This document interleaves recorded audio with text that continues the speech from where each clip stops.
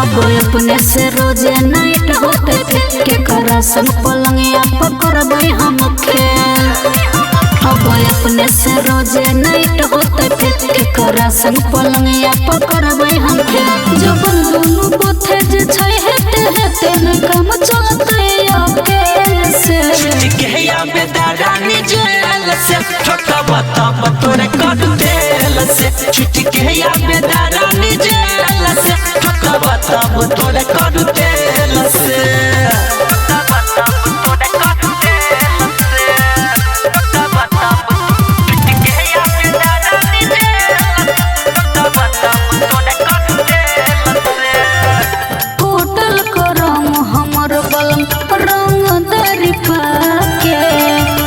अब छदा में अंगूरी लगा के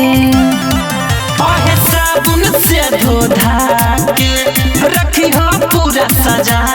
के चुई जैते जवानी बह जैते पानी बोलो कहीं आए भोगेल से छुट्टी के या बेदारानी जेल से ठोकबा तब तोरे कर देल से छुट्टी के या बेदारानी जेल से ठोकबा तब तोरे कर देल से